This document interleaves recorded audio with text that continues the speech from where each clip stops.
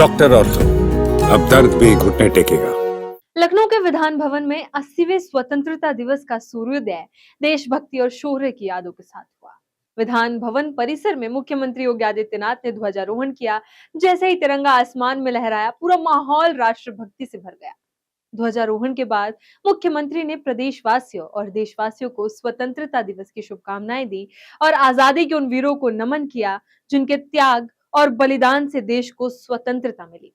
अपने संबोधन में मुख्यमंत्री योगी आदित्यनाथ ने कहा कि आज हर भारतीय जिस आजादी का अनुभव कर रहा है, वो वर्षों के संघर्ष, तपस्या, त्याग और बलिदान का परिणाम है।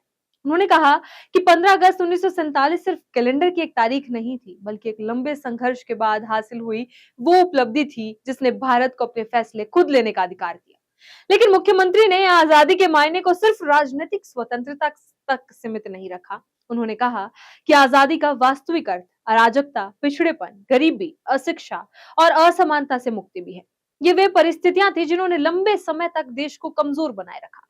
मुख्यमंत्री ने कहा कि भारत की स्वतंत्रता की कहानी उत्तर प्रदेश के बिना पूरी नहीं हो सकती। यूपी की धरती ने आजादी के आंदोलन में निर्णायक भूमिका निभाई और यहीं से स्वतंत्रता का बिगुल बुलंद हुआ। उन्होंने याद दिलवाया कि देश के अलग अलग हिस्सों में अलग अलग समय पर अंग्रेजी हुकूमत के खिलाफ आंदोलन और संघर्ष हुए, लेकिन उत्तर प्रदेश ने इस लड़ाई में महत्वपूर्ण भूमिका निभाई। अपने संबोधन में मुख्यमंत्री योगी ने चौरी चौरा और काकोरी ट्रेन एक्शन का विशेष रूप से उल्लेख किया। गोरखपुर की चौरी चौरा घटना और लखनऊ की काकोरी की क्रांतिकारी गूंज को याद करते हुए उन्होंने स्वतंत्रता आंदोलन के उन अध्यायों को श्रद्धांजलि दी जिन्होंने देश के युवाओं में आजादी की लौ को और प्रखर किया। योगी आदित्यनाथ ने कहा कि स्वतंत्रता आंदोलन केवल कुछ चुनिंदा नेताओं या घटनाओं की कहानी नहीं है। ये उन असंख्य लोगों के संघर्ष की कहानी है जिन्होंने अपना जीवन देश के नाम कर दिया। कोई जेल गया, किसी ने यातनाएं सही, किसी ने अपना सब कुछ छोड़ दिया और किसी ने मातृभूमि के लिए अपने प्राण तक न्यौछावर कर दिए। मुख्यमंत्री ने कहा कि आज का दिन ऐसे सभी स्वतंत्रता सेनानियों और वीरों की स्मृतियों को नमन करने का अवसर है। उन्होंने देश की सीमाओं की रक्षा करते हुए और आंतरिक सुरक्षा में अपना सर्वोच्च बलिदान देने वाले जवानों को भी श्रद्धांजलि दी। सीएम योगी ने अपने संबोधन में वर्तमान भारत की तस्वीर का भी जिक्र किया।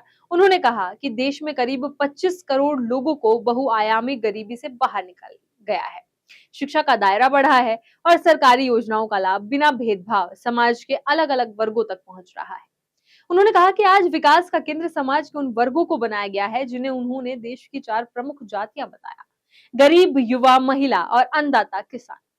मुख्यमंत्री के मुताबिक इन वर्गों को केंद्र में रखकर नीतियां और योजनाएं बनाई जा रही हैं ताकि विकास का लाभ समाज के अंतिम व्यक्ति तक पहुंच सके। हालांकि मुख्यमंत्री ने इस अवसर पर देश को बांटने वाली ताकतों से सतर्क रहने की अपील भी की। उन्होंने कहा कि स्वतंत्रता केवल अधिकारों का नाम नहीं, बल्कि इसके साथ नागरिकों के कर्तव्य भी जुड़े हैं। आजादी के लक्ष्य को पूरा करने के लिए प्रत्येक नागरिक को अपनी जिम्मेदारी निभानी होगी। उन्होंने कहा कि स्वतंत्रता के इतने वर्षों बाद भी हमें ये नहीं भूलना चाहिए कि आजादी बड़ी कीमत चुकाकर हमें मिली है। इसलिए देश की एकता, अखंडता और सामाजिक समरसता को बनाए रखना हर नागरिक की जिम्मेदारी है। लखनऊ के विधान भवन से मुख्यमंत्री योगी आदित्यनाथ का संदेश यही रहा कि आजादी की असली सार्थकता तब है जब देश गरीबी, अशिक्षा, असमानता और पिछड़ेपन से मुक्त हो। तिरंगे के नीचे खड़े होकर उन्होंने अतीत के बलिदानों को याद किया, वर्तमान की उपलब्धियों को सामने रखा और भविष्य के भारत के लिए नागरिक कर्तव्यों का आह्वान किया। यानी 80वें स्वतंत्रता दिवस पर विधान भवन में फहराया गया तिरंगा सिर्फ 1947 की आजादी की याद नहीं दिला रहा था, बल्कि ये सवाल भी सामने रख रहा था, क्या हम उस आजादी के उन सभी लक्ष्यों को हासिल कर पाए हैं जिनके लिए लाखों लोगों ने अपना सर्वस्व न्यौछावर किया था। इस तरह खबरों के लिए बने रहे चैनल न्यूज़ यूपी के साथ। डॉक्टर ऑर्थो, अब दर्द भी घुटने टेकेगा।